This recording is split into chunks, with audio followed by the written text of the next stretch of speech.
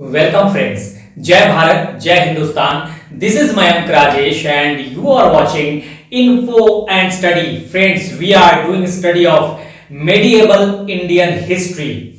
Medieval Indian history, and in this segment we are here into early medieval phase.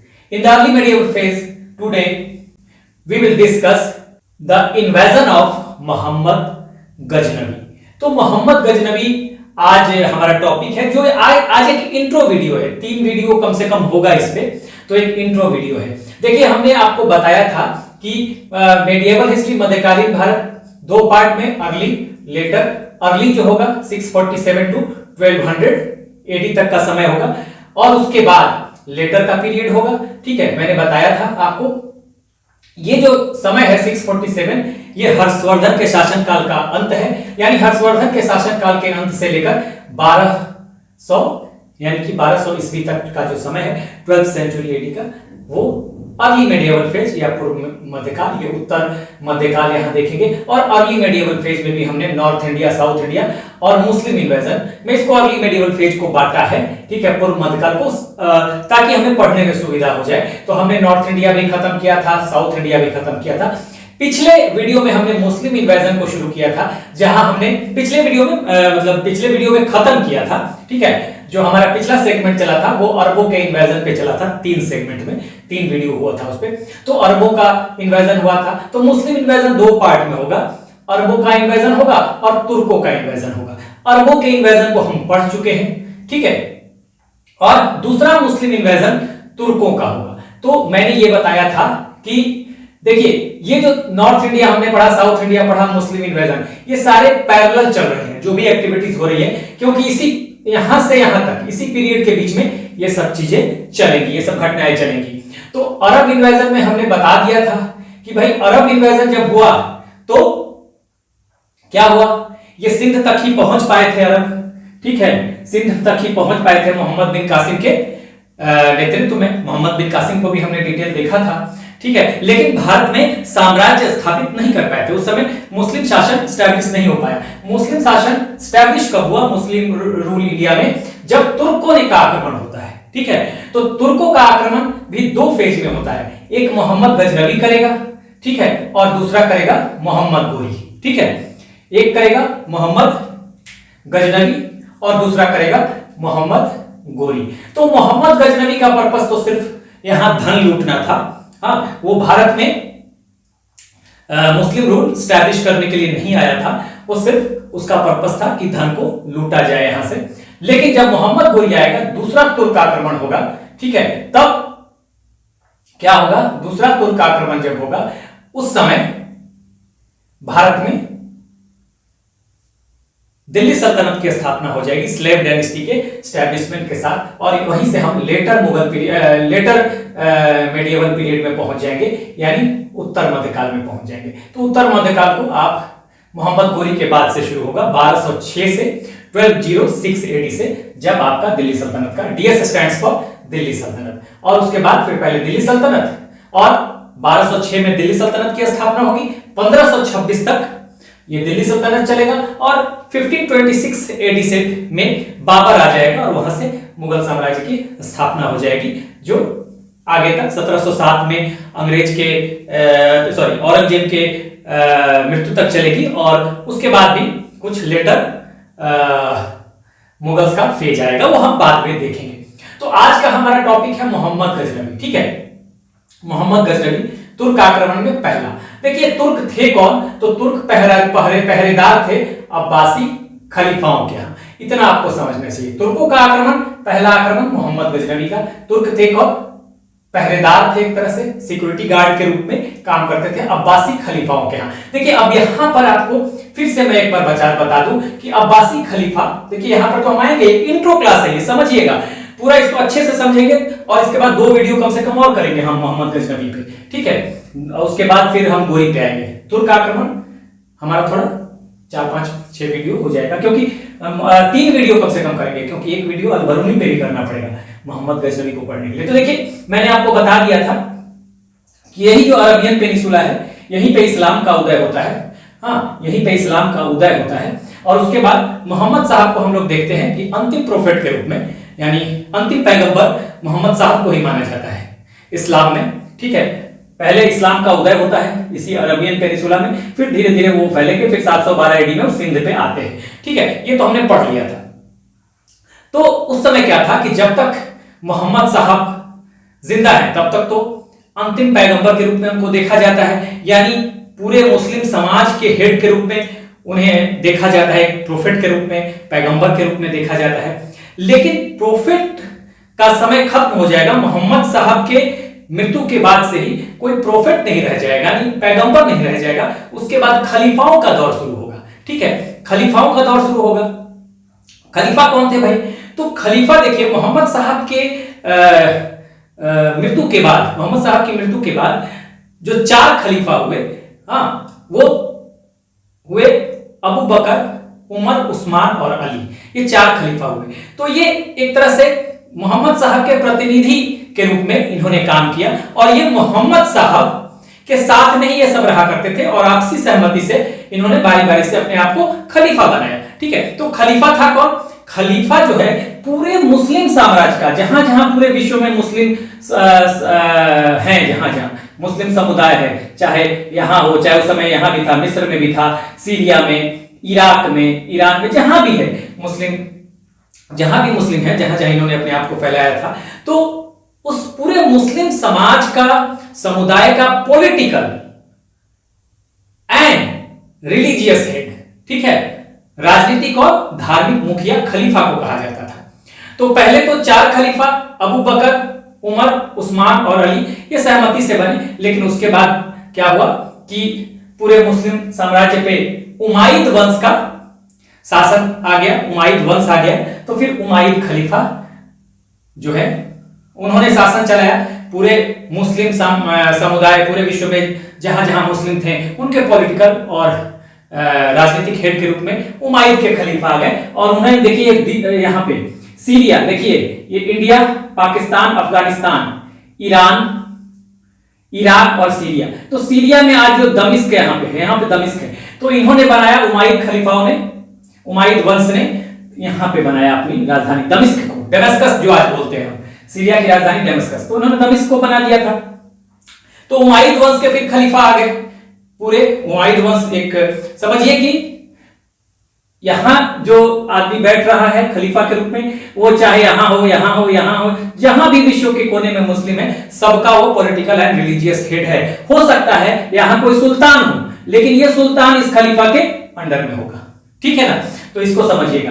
तो उमाइद वंश के समय ही अरबों का आक्रमण हुआ था, मोहम्मद बिन कासिम का, ये मैंने बताया था। बाद में उमाइद वंश की जगह अब्बासी खलीफा आ जाएंगे, और अब्बासी खलीफा यहां इराक में बगदाद को बनाएंगे अपनी राजधानी। ठीक है, तो इन्हीं देखिए, ये जो तुर्क थे, कहा जाता है शुरुआती दौर में अब्बासी खलीफाओं के यहां पहरेदार थे। तो अब्बासी खलीफा कहां पे थे? इसी इराक में।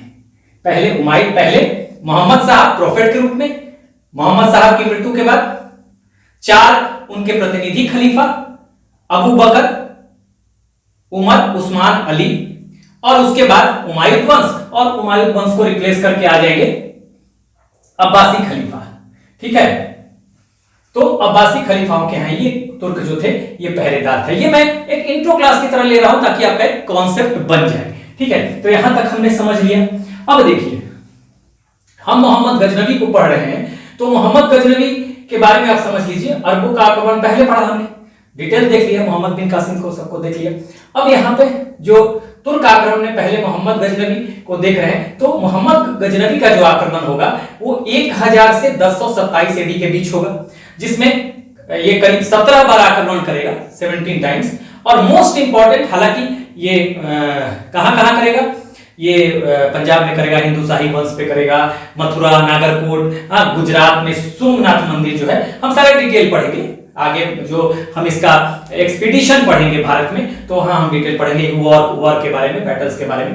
तो यहाँ सोमनाथ गुजरात में, यहीं पे गुजरात में सोमनाथ में 1025 AD में इसने अटैक किया था। सबसे महत्वपूर्ण अटैक था। और आखिरी अटैक इसका, आखिरी जो लड़ाई होगी 1027 में जाटों के खिलाफ होगी, 1030 में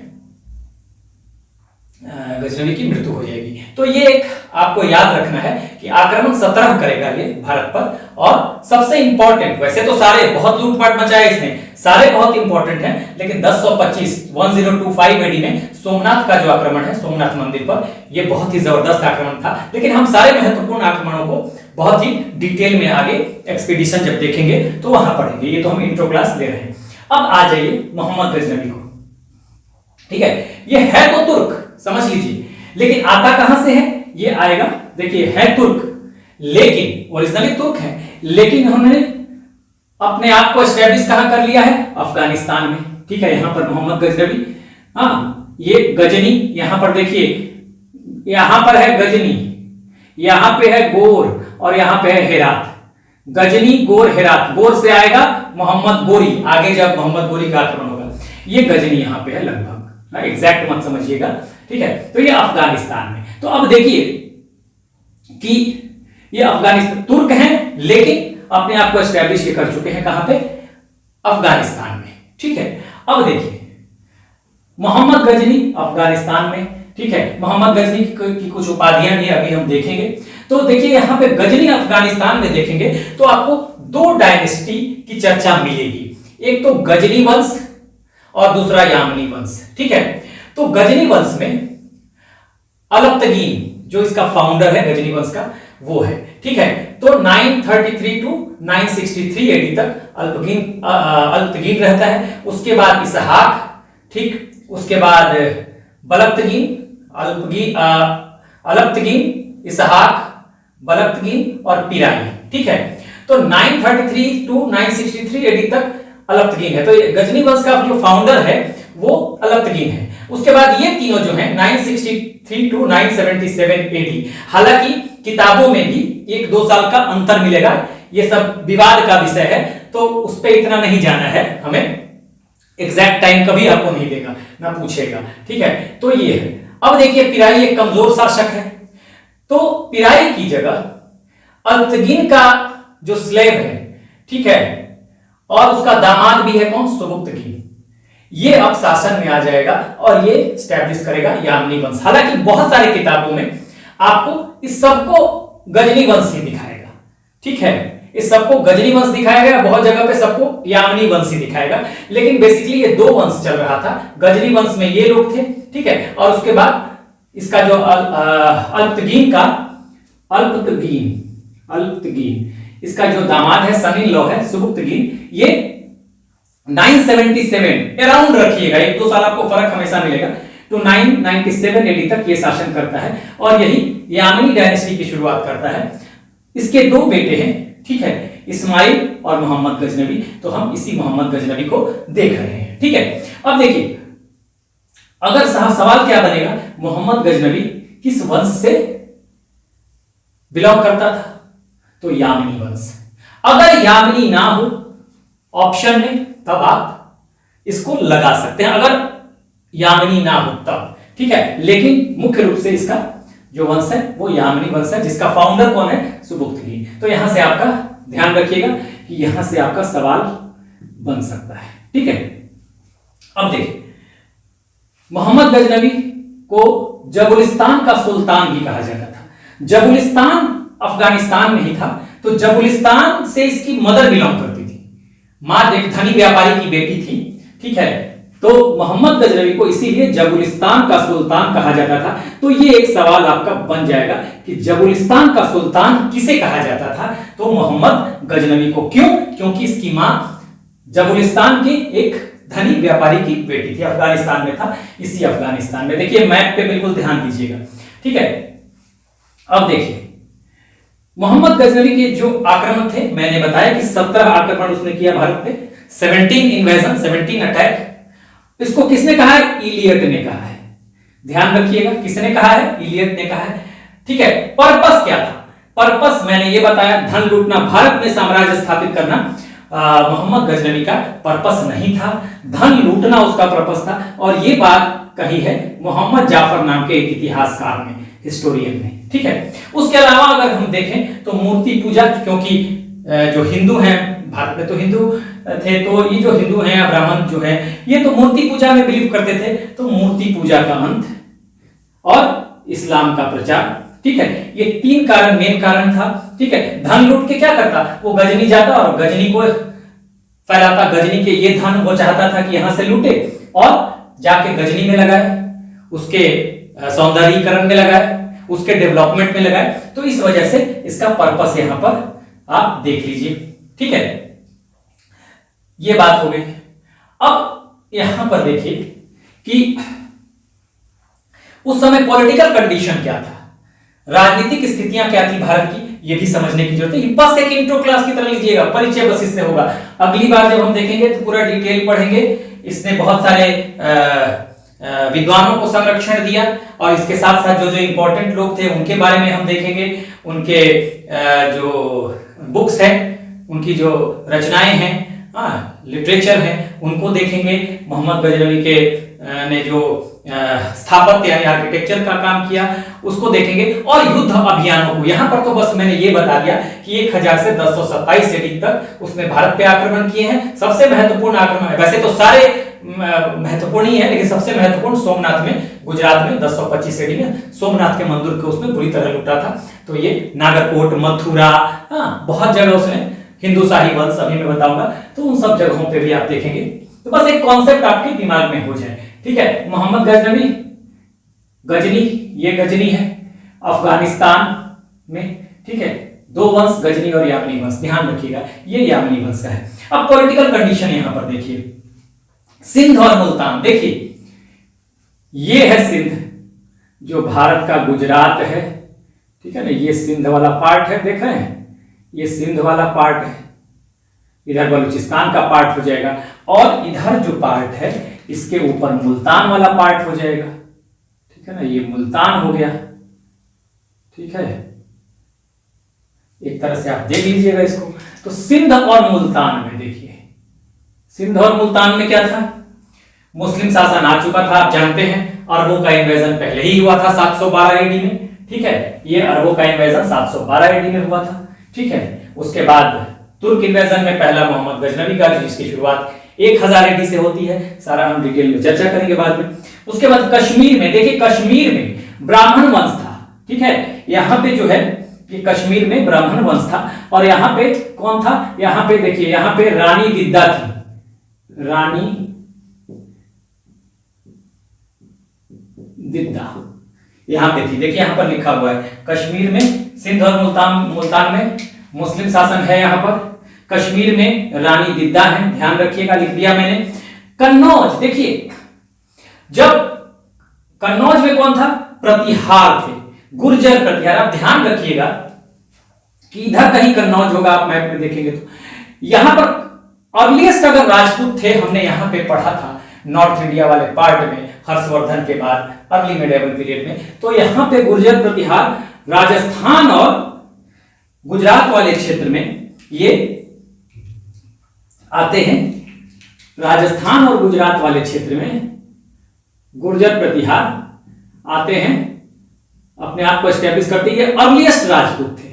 लेकिन आपको पता है कि कन्नौज के लिए हमने ट्राइपार्टाइट स्ट्रगल पढ़ा था, यहीं पे शुरुआती दौर में गुर्जर प्रतिहार है। कन्नौज के लिए हमने ट्राइपार्टाइट स्ट्रगल पढ़ा था, त्रिपक्षीय संघर्ष पढ़ा था। यहां पर कौन कौन था, यहां पे पाल वंश था, यहां पे पाल वंश था, देखिएगा यहां पे पाल वंश था, यहां पे कन्नौज था। एक तरह से देखिए, यहां पे कन्नौज है। ठीक है, ये कन्नौज है, अगर मैं के लिख दूं यहां पर, ठीक है, यहां पे के लिख दूं, ये रानी दिद्दा यहां लिखा हुआ है। और यहां पर राष्ट्रकूट थे, आपको पता है, ये राष्ट्रकूट है। तो ये तीनों शक्तियां, ये पाल वंश, ये गुर्जर प्रतिहार और ये त्रिपक्षीय संघर्ष में कन्नौज के लिए इनका संघर्ष हुआ था। ठीक है, ये कन्नौज के लिए इनका संघर्ष होता है। और जब कन्नौज के लिए संघर्ष होता है तो हमने पढ़ा, बताया था आपको कि इसमें विजय किसकी होती है, गुर्जर प्रतिहारों की। ठीक है, गुर्जर, यानी कि कन्नौज में उस समय प्रतिहार वंश है, लेकिन कमजोर हो चुका है। ठीक है ना, कमजोर हो चुका है। और इस तरह से आप देखेंगे कि ये प्रतिहार वंश कमजोर हो चुका है। और इनके इसके कंट्रोल में बहुत सारे थे, बुंदेलखंड के चंदेल थे, यहां मालवा के परमार थे।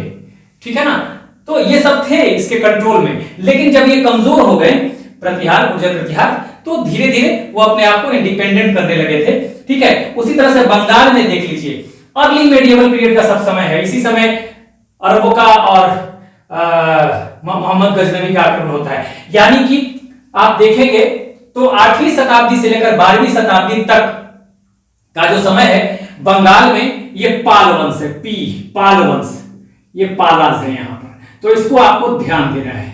यानी कि जब मोहम्मद गजनवी का आक्रमण होता है, देखिए सवाल बन जाएगा सिंध और मुल्तान में कौन था, कश्मीर में कौन था तो रानी दिद्दा थी, ठीक है, कन्नौज में कौन था तो गुर्जर प्रतिहार थे लेकिन कमजोर हो गए थे, बंगाल में पाल वंश था उस समय, पालाज, देखिए बंगाल में यहां पर लिख दिया है। तो इन चीजों को आपको याद रखना होगा। आगे जब हम पढ़ेंगे तो और चीजें, जब अभियानों को देखेंगे तो उस समय भी चर्चा करेंगे। ठीक है, और आप एक चीज और समझ लीजिए, यहां पर शायद मैंने लिखा नहीं है, पॉलिटिकल कंडीशन में इसको भी लिख लीजिए आप, बहुत इंपॉर्टेंट। ये 3-4 हो गया। और यहां पर अगर आप देखें आगे तो इसी पॉलिटिकल कंडीशन में आप लिखिए चेनाब से हिंदू कुश, चेनाब रिवर से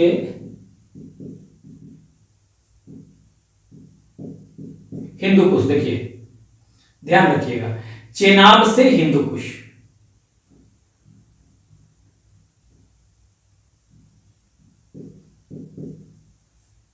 ये सबसे इंपॉर्टेंट है और ये देखिए ये छूट गया था। खैर आगे तो हम चर्चा करते हैं। चेनाब से हिंदू कुश कौन है, हिंदू शाही डायनेस्टी। पहले भी हमने हिंदू शाही डायनेस्टी को यहां वाले पार्ट में, नॉर्थ इंडिया वाले पार्ट में देखा था बहुत डिटेल में। ठीक है, ये देखिए नॉर्थ इंडिया वाले में हिंदू शाही वंश, देखिए यहां पर हिंदू, देखिए हिंदू कुश, चेनाब से हिंदू कुश तक हिंदू शाही वंश है, ये बहुत इंपॉर्टेंट है, इसको जरूर याद रखिएगा। हाँ, और आपको मैं बता भी देता हूं, तो यहां सिंध और मुल्तान, सिंध में मुल्तान में मुस्लिम शासन है, कश्मीर में रानी दिद्दा है, कन्नौज में, ये कन्नौज है तो प्रतिहार है, वीक हो चुके हैं, और जितने चंदेल राजपूत हैं, मालवा के परमार हैं, ये सब इससे अपने आप को इंडिपेंडेंट कर, पहले पूरा कंट्रोल था इनका। ठीक है, बंगाल में पाल वंश है, यहां पे सारा लिखा हुआ है, तो ये। और सबसे इंपॉर्टेंट हिंदू शाही वंश क्यों इंपॉर्टेंट है, देखिए चेनाब नदी, यहां पे चेनाब रिवर सबसे पहले आप देखेंगे तो यहां पर देखिए क्या आएगा, इंडस, इंडस, झेलम, वैसे ही यहां पर चेनाब, फिर रावी, फिर व्यास और सतलज और व्यास, इस तरह से आएगा, आप जानते हैं। तो यहां जो देखिए ये जो सेकंड वाला है इंडस, झेलम और चेनाब, ये चेनाब रिवर यहां पर है, चेनाब से लेके यहां तक देखिए ये जो है, ये जो है यही हिंदू शाही वंश है। ठीक है, चेनाब से देखिएगा कहां से कहां तक हिंदू शाही वंश, चेनाब से हिंदू कुश पर्वत, जो कि अफगानिस्तान, इवन इसका काबुल जो राजधानी था ना पहले हिंदू कुश, पहले हिंदू शाही डायनेस्टी में ही आता था। ठीक है, तो यही है, आपको समझ लीजिए। इसको मैं जरा दूसरे कलर से बना दूं तो बेटर होगा, मुझे लगता है कि ये जो है समझ लीजिए, यहां मैंने बता दिया है, पहले इंडस, फिर झेलम, इंडस, झेलम और फिर चेनाब, फिर रावी, व्यास, सतलज जैसे है ना। तो अब देखिए यही जो है, यही समझिए कि ये हिंदू शाही वंश है, हिंदू शाही वंश, ये जो है देखिए हिंदू शाही वंश है।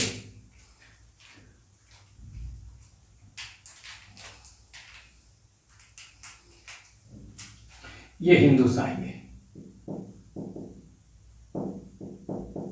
तो इससे आपको इतना आइडिया लगेगा कि जब गजनी, ये गजनी है यहां पर, गजनी से जब अटैक होगा तो पहला शिकार कौन बनेगा, हिंदू शाही डायनेस्टी बनेगा। ठीक है, यहीं पे कौन है, जयपाल है। और आप एक समझ लीजिए, भारत पर पहला तुर्क आक्रमण, ये तो मेन तुर्क आक्रमण है जो कि बहुत लूटपाट किया था, तो मोहम्मद गजनवी के द्वारा नहीं होता है, पहले इसके फादर सुबुक्तगीन जो है वो पहले कर चुके हैं। ध्यान दीजिएगा, आगे मैं बता दूंगा जब आगे हम पढ़ाएंगे, तो सुबुक्तगीन ने भी हिंदू शाही पे अटैक किया था, हिंदुशाही पर आक्रमण इसने किया था।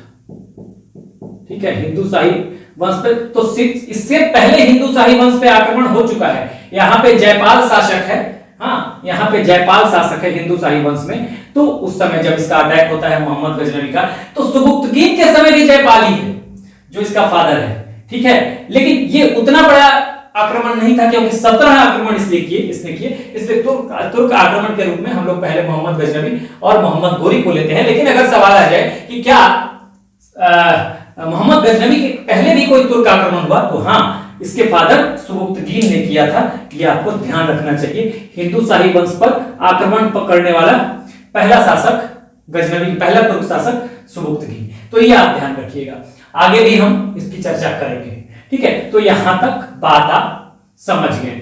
तो यहां पर पॉलिटिकल कंडीशन आपने देख लिया। सिंध मुल्तान मुस्लिम शासन, कश्मीर में रानी दिद्दा, कन्नौज में प्रतिहार है, ट्राइपार्टाइट स्ट्रगल में, द्विपक्षीय संघर्ष में जो गुर्जर प्रतिहारों पालाज और राष्ट्रकूटों में हुआ कन्नौज के लिए, उसमें गुर्जर प्रतिहार जो की विजय हुई थी, उन्होंने जीत हासिल की थी। और सबसे इंपॉर्टेंट यहां पर हिंदुशाही वंश, इसलिए अगर आपसे सवाल पूछा जाए यहां पर मोस्ट इंपॉर्टेंट कि जो तुर्क के तरफ, गजनी की तरफ से जो आक्रमण होगा उसका, देखिए कॉन्सेप्ट की बात होती है, वैसे आप रटिएगा जयपाल, तो ये वैसे तो पहला आक्रमण जो पहला तुर्क आक्रमण मोहम्मद गजनवी का होता है, पहला तो सुबुक्तगीन का होता है, लेकिन मेन मुख्य रूप से जो आक्रमण मोहम्मद गजनवी का होता है तुर्कों में, वो पहला जो शिकार बनेगा कौन बनेगा, तो हिंदुशाही डायनेस्टी बनेगा। ठीक है ना, आगे हम इसको देखेंगे। हिंदुशाही वंशी पहला शिकार बनेगा, किसका, तुर्कों का या मोहम्मद गजनवी का। पहला शिकार हिंदुशाही वंश, ये पहला शिकार बनेगा तुर्कों का। ठीक है ना, अब यहां पर देखिए, यहां तक हमने देख लिया। ठीक है, यहां पर अब देखिए कुछ मोहम्मद गजनवी के उपाधियों यानी टाइटल्स को भी हम थोड़ा जान लेते हैं। सुल्तान आजम, ठीक है, पहला तुर्क जिसे सुल्तान की उपाधि मिली। अब देखिए मैंने ये बताया था ना कि खलीफा जो है बगदाद, ये खलीफा पूरे मुस्लिम समुदाय का पॉलिटिकल और रिलीजियस हेड होता है, और वही सर्टिफिकेट देता है कि कौन कहां सुल्तान बनेगा। उसके सर्टिफिकेट के बगैर कोई सुल्तान नहीं बन सकता। तो यानी प्रथम तुर्क सुल्तान आप कह सकते हैं। मैं इसको लिख देता हूं यहां पर, मोहम्मद गजनवी को मैं लिख देता हूं यहीं पे, प्रथम तुर्क सुल्तान। ये सवाल आपका बनेगा, कहीं पूछ दे कि प्रथम तुर्क सुल्तान कौन था, तो प्रथम तुर्क सुल्तान, हालांकि गजनी से सुबुक्तगीन भी आया, ये भी तुर्क था, लेकिन इसको सुल्तान, देख ध्यान दीजिए इसी चीज पे, इसको सुल्तान की उपाधि नहीं मिली थी। सुल्तान की उपाधि कब मिलेगी, जब उसको रिकॉग्नाइज किया जाएगा खलीफा के द्वारा कि आप जो है इस क्षेत्र में काम कर रहे हैं, आपको हम रिकॉग्नाइज करते हैं वहां के सुल्तान के रूप में। ये खलीफा देगा, जो खलीफा का कॉन्सेप्ट मैंने बताया। खलीफा कौन होगा, पूरे विश्व में जहां जहां मुसलमान है, मुस्लिम समुदाय है, उनका पॉलिटिकल और रिलीजियस हेड वही सारा डिसीजन लेगा, कहां किसको सुल्तान बनाना है, कहां किसको सुल्तान के रूप में रिकॉग्नाइज करना है, ये सब डिसीजन वही लेगा। तो आप अरबों के इन्वेजन में भी देखे थे कि जब भी मोहम्मद बिन कासिम की एक्टिविटीज में आपने देखा था कि उसको किसने बुलाया था, खलीफा ने वापस बुला लिया था। खलीफा के परमिशन से उसको यहां से इराक से हज्जाज में भेजा था सिंध की तरफ। ठीक है ना, तो वो आप समझिएगा कि खलीफा जो होता है सुल्तान के ऊपर होता है, ध्यान रखिएगा। खलीफा पे भी एक वीडियो में छोटा बना दूंगा आगे। तो यहां पर देखिए ये सब, प्रथम तुर्क सुल्तान कौन था, तो प्रथम तुर्क सुल्तान मोहम्मद गजनवी, यानी कि खलीफा से इसको रिकॉग्निशन मिला था सुल्तान के रूप में। ये सुबुक्तगीन नहीं होगा प्रथम तुर्क सुल्तान, ध्यान रखिएगा। सुबुक्तगीन शासक जरूर है गजनी का, लेकिन सुल्तान की उपाधि उसको नहीं मिली है। तो सुल्तान आजम यानी इसको सुल्तान की उपाधि मिल गई। इस्लाम का नायक, ठीक है, बुद्ध शिकन यानी कि जो मूर्तियों को तोड़ दे, ठीक है, डिस्ट्रॉयर ऑफ आइडल्स, ठीक है ना, मूर्तियों को तोड़ने वाला बुद्ध शिकन किसको कहा जाता था। सब सवाल बनेगा। गाजी और बगदाद के खलीफा से देखिए, दो उपाधियां इसको, बगदाद के खलीफा आ गया ना, बगदाद के खलीफा इसको कौन कौन सी उपाधि देंगे, तो देखिए पहली उपाधि ध्यान रखिएगा, यामीन उद्दौला, यामीन उद्दौला। और यामीन उद्दौला का मतलब होता है साम्राज्य का दाहिना हाथ, right hand of the empire. ठीक है। दूसरी उपाधि यामीन उद मिलाद, इसका मतलब संरक्षक, एक तरह से प्रोटेक्टर हो गया, पैटर्न हो गया, हाँ, जो रक्षा करेगा, डिफेंड करेगा किसको, साम्राज्य को। तो ये आप यहां से ये सब भी सवाल बनेगा, ये मोस्ट इंपॉर्टेंट। देखिए यहां से सवाल बन सकता है, यहां से बन सकता है, ठीक है, ये बन सकता है। यामीन उद्दौला का मतलब पूछा जा सकता है क्या होता है, तो साम्राज्य का दाहिना हाथ। यामीन मिलाद का मतलब क्या होता है, तो संरक्षक, साम्राज्य का। तो इस तरह से आपको ध्यान रखना होगा कि जो सवाल पूछ दे कि पहला शिकार कौन बनेगा, पहला अटैक जो है मोहम्मद गजनवी किस पे करता है, तो हिंदू शाही वंश पे, ये सवाल बन सकता है। इसकी उपाधियों पे सवाल आ सकता है। प्रथम तुर्क सुल्तान कौन था, मोहम्मद गजनवी। सुल्तान आजम से ही रिलेटेड है प्रथम तुर्क सुल्तान, इसलिए इसको कहा गया सुल्तान आजम। इस्लाम बुद्ध सिकन किसको कहा गया, गाजी किसे कहा गया। बगदाद के खलीफा से कौन कौन सी उपाधियां मिली, तो यामीन उद्दौला, यामीन उद मिलाद। इनका मतलब क्या होता है, तो इसका क्या होता है, right hand of the empire. इसका क्या होता है, संरक्षक, साम्राज्य का। तो इसको आपको ध्यान रखना है, दोनों मोस्ट इंपॉर्टेंट है। तो यहां से सवाल बन सकता है, ये पार्ट भी मोस्ट इंपॉर्टेंट मैंने लिख दिया। ठीक है। उसके बाद ये सब किस वंश से था, मोहम्मद गजनवी। ठीक है, यामिनी वंश। जबुलिस्तान का सुल्तान क्यों कहा जाता था, तो जबुलिस्तान का सुल्तान किसे कहा जाता था, मोहम्मद गजनवी को। हाँ, या मोहम्मद गजनवी को क्या कहा जाता था, ये भी ऑप्शन में करके दे सकता है। एक ऑप्शन जबुलिस्तान का सुल्तान, क्योंकि इसकी मां जबुलिस्तान के एक अमीर व्यापारी की बेटी थी। 17 आक्रमण किए, किसने कहा, इलियट ने। पर्पस क्या क्या था, ये सब देखे यहाँ पर। और ये पॉलिटिकल कौन कहा था, ये पॉलिटिकल कंडीशन मैंने बता दिया। हाँ, पहला ये भी ध्यान रखिएगा, ये मैंने लिखा नहीं था शुरुआती दौर में, लेकिन इस पार्ट को भी आप ध्यान रखिएगा पॉलिटिकल कंडीशन में, कि चेनाब से हिंदू पुस्तक हिंदू शाही वंश था और यही पहला शिकार बनता है। ठीक है। तो यहां से आप देख लीजिएगा, ये तुर्क जो थे क्या थे भाई, पहरेदार थे शुरुआती दौर में अब्बासी खलीफाओं के यहाँ। अब्बासी खलीफा कौन थे, ये आप जानते हैं, बता दिया मैंने। ठीक है। मोहम्मद गजनवी ने 1000 से 1027 ईस्वी तक आक्रमण किए हैं, 17 आक्रमण यहाँ पर दिखाई दिया। मोस्ट इंपॉर्टेंट इसमें सोमनाथ का जो है, ये भी आपको याद रखना है, पहला हिंदू शाही पे और सोमनाथ का 1025 ईस्वी में। सब पे हम पूरे अभियान पे चर्चा करेंगे। इसके बाद जब हम चर्चा करेंगे तो इसके अभियानों पे चर्चा करेंगे, इसके साम्राज्य में जो जो स्कॉलर्स रहते थे उनकी चर्चा करेंगे, और इसके साथ जो जो स्कॉलर रहते थे उनकी चर्चा करेंगे। कुछ और इम्पोर्टेंट व्यक्तित्व थे उनकी चर्चा करेंगे, उनके लिटरेचर पे चर्चा करेंगे, स्थापत्य साहित्य पे चर्चा करेंगे, और लास्ट में एक बहुत ही इंपॉर्टेंट एक व्यक्तित्व है अल बरूनी, उस पे एक अलग से 1-1.5 घंटे की वीडियो होगी, तो उस पे हम पूरा चर्चा करेंगे। अभी आप इसका, ये हमारा पहला पार्ट है, इंट्रो वीडियो है, आप ले लीजिए screenshot. So this is the end of the video. Do like, share and subscribe. Take care. Keep smiling. Jai Hind.